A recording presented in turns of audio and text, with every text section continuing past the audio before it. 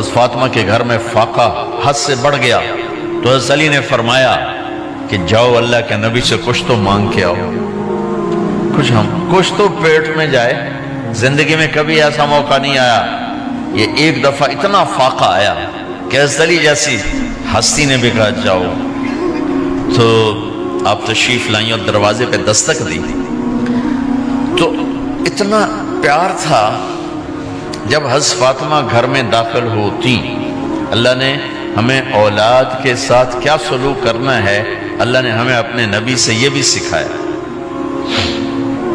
حضرت فاطمہ جب بھی گھر میں آتی، اور ساتھ ہی تو گھر تھا، دیوار سے دیوار ملی تھی، روز کا آنا جانا تھا، تو میرے نبی بیٹھے نہیں رہتے تھے، آؤ فاطمہ کیا حال ہے، کھڑے ہو جاتے اور تیزی سے آگے بڑھتے، دروازے پر ہی حضرت فاطمہ کا ہاتھ پکڑ لیتے، ہاتھ کا بوسہ لیتے، بوسہ لے کر ہاتھ پکڑے پکڑے بیٹی کو چارپائی پہ پہلے بٹھاتے، اس کے بعد خود بیٹھتے تھے۔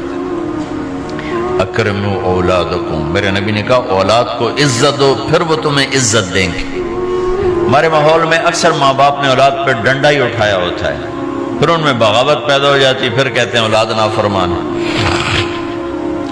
آپ نے دستک دی تو کہنے لگے یہ تو فاطمہ کی دستک ہے، خیر تو ہے، پہلے تو کبھی اس وقت میں آئی نہیں، تو آپ نے ام ایمن سے کہا دروازہ کھولو۔ ام ایمن نے دروازہ کھولا تو آپ نے استقبال کیا، بٹھایا، پوچھا بیٹی کیا ہوا، اس وقت میں کیسے آئیں؟ کہا یا رسول اللہ بہت فقر ہے، بہت بھوک ہے، آپ کے پاس سنا کچھ مال آیا ہے، کچھ ہمیں بھی دے دیا جائے۔ اتنی صابر بیٹی زندگی میں ایک دفعہ بھوک کی شکایت لے کر آئیں، اور آگے باپ نے پھر پیپر لے لیا، پھر امتحان میں ڈال دیا۔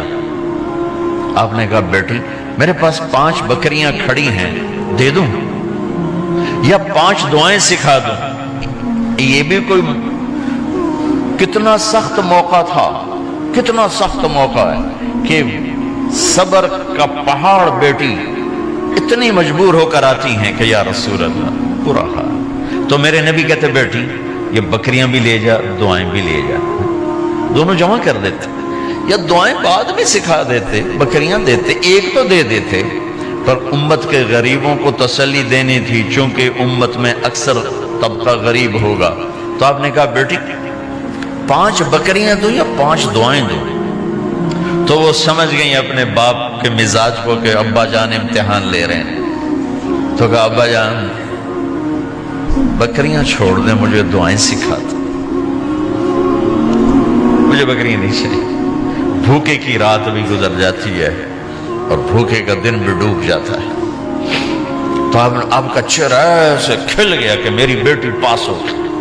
کہا بیٹی آپ تم دعا میں یہ کہا کرو یا اول الاولین یا آخر الاخرین یا ذا القوة المتین یا راحم المساکین یا ارحم الراحمین، یہ تیرے لیے 5 بکریوں سے اعلیٰ چیز۔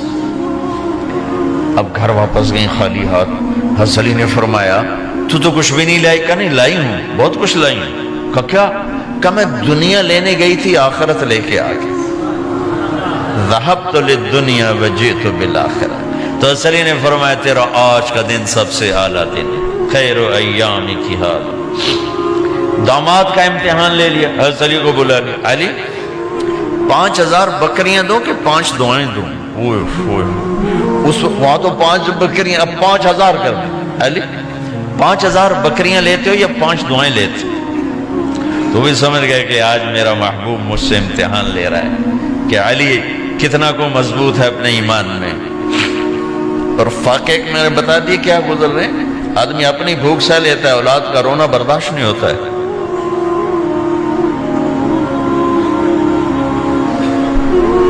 علی 5 دعائیں دوں کہ 5000 بکریاں؟ حضرت علی نے عرض کی یا رسول اللہ دعائیں سکھا دیں، بکریاں نہیں چاہیے۔ میرا نبی کا چہرہ کھل گیا کہ میرا داماد بھی پاس ہو گیا۔ علی تو یہ دعا مانگا کر روزانہ، اللہم اغفر لی ذنبی ووسع لی خلقی وبارک لی فی رزقی وقنعنی بما رزقتنی ولا تذهب قلبی الی شیء صرفتہ عنی۔ یہ 5 دعائیں تو مانگا کر، 5000 بکریوں سے زیادہ ہے۔ اللہم اغفر لی ذنبی، اللہ میرا گناہ معاف کر، وسع لی خلقی، میرے اخلاق عالی شان کر، بارک لی فی رزقی، میرے رزق میں برکت دے، قننی بما رزقتنی، مجھے لالچ سے نکال دے، مجھے لالچی نہ بنا، مجھے حریص نہ بنا، ولا تذهب قلبی الی شیء صرفته عنی، جو تو نے مجھے دیا نہیں اس کی میرے اندر سے طلب بھی ختم کر دے، مجھے اس کا طلبگار بھی نہ بنا، کہ یہ 5000 بکریوں سے زیادہ ہے۔ بس فاطمہ رضی اللہ تعالیٰ عنہ سے ملنے گئے، کہا بیٹی میں اندر آ جاؤں، میرے ساتھ عمران بھی ہیں، ایک صحابی تھے عرب سردار، میرے ساتھ عمران بھی ہیں۔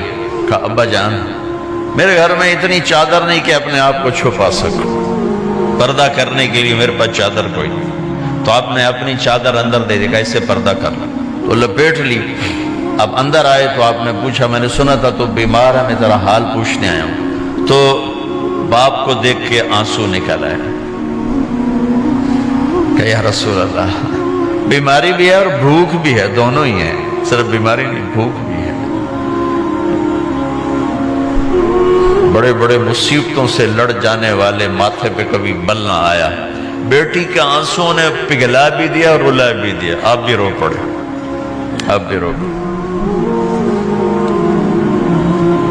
پھر کہا میری بیٹی نہ رو، والذی بعث اباک بالحق ما ذقت من 3 ایام طواقا، آج تیسرا دن ہے میں نے ایک لقمہ نہیں کھایا، میں تیرے ساتھ۔ اور میری بیٹی میں تمہیں بتاؤں، میرے رب نے مجھے کہا تھا میرے حبیب اگر آپ چاہیں تو احد پہاڑ سونا بنا دو، 10 میل لمبا چوڑا ہے احد پہاڑ، 10 میل، میں احد پہاڑ سونا بنا دوں آپ کی خدمت میں پیش کروں؟ تو میں نے کہا نہیں یا اللہ مجھے نہیں چاہیے، میں ایک دن بھوکا رہوں گا، ایک دن کھانا کھاؤں گا۔ پھر فرمایا بیٹی کیا تجھے یہ عزت کافی نہیں ہے کہ اللہ نے تجھے جنت کی عورتوں کا سردار بنا دیا؟ یہ سرداری سونے چاندی میں تل کے نہیں ملی، ہوئے ہوئے ہوئے، میں قربان جاؤں۔ بھائیو اب سب ماشاءاللہ نوجوان نظر آ رہے ہو، تھوڑا وقت نکال کے اگر آپ پڑھے ہوئے ہو اپنے نبی کی زندگی پڑھا کرو، اپنے نبی کی زندگی پڑھا کرو، بڑا ایمان بھی بنے گا، حوصلہ بھی ملے۔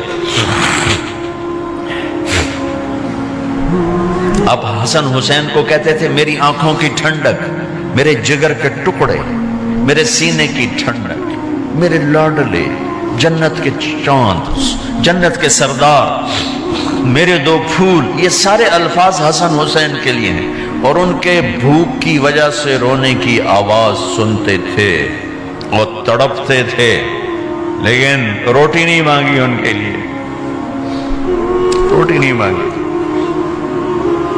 کہ اپنی امت کے غریبوں کو تسلی دینی تھی کہ اگر میں فقیر بن کے جا رہا ہوں تو تمہارے اوپر بھی امتحان ہے، چند دن برداشت کرو۔ آپ نے فرمایا سب سے پہلے میں جنت میں داخل ہوں گا، سارے نبیوں پر جنت حرام ہے جب تک میں نہ چلا جاؤں، اور ساری امتوں پر جنت حرام ہے جب تک میری امت نہ چلی جائے، سب سے پہلے میں جنت میں داخل ہوں گا، وَمَعِيَ فُقَرَاءُ الْمُؤْمِنِينَ، اور میرے ساتھ میری امت کے غریب لوگوں، میرے ساتھ میری امت کے غریب لوگ میرے ساتھ پہلے داخل ہوں گے۔